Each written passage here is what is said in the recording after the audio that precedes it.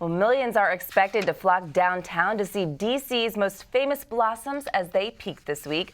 Our Katerra Jones was in the midst of the cherry tree madness, and she has more on this story. Well, it's a beautiful day here at the Tidal Basin, and only 70% of the cherry trees have peaked, but that hasn't stopped people from taking in the scenery. It's the symbolic start of spring in the D.C. area. That's when the Yoshino cherry trees bloom along the Potomac River. Painter Justin PYLES has been sitting in this spot for several hours. The cherry blossoms are sort of the inauguration for D.C.'s beautiful topiary festival. From here, the dogwoods and the wisteria will be in bloom after this, and the redbuds. So this is sort of the start of about 3 or 4 weeks of very nice painting for me. Back in 1912, the mayor of Tokyo, Japan, gave more than 3,000 trees to the United States as a gift. 104 years later, a festival is planned around the time when the pink and white petals are in peak bloom.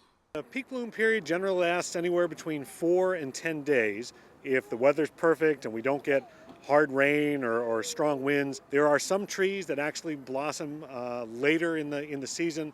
The trees that are in bloom right now are the Yoshino variety. There's some that bloom about 2 weeks after that. So this is the start of about a 3-week period of time where there's going to be color around the Tidal Basin. Beverly Hemmings, a D.C. native, recalls seeing these same cherry blossoms many years ago. Your parents brought you down and took many pictures, so all of us have old photos of maybe 70 years ago. So now you're experiencing this? With my son, yes. So it's a little nostalgic, a little tearful, but joyful.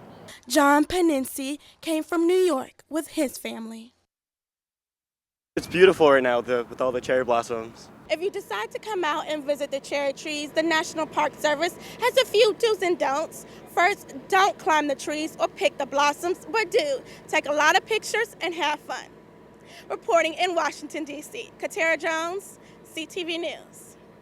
Thanks, Katerra. Those were lovely shots from our Andre Matthews. The kickoff to the National Cherry Blossom Festival begins this Saturday with an opening ceremony at Warner Theater.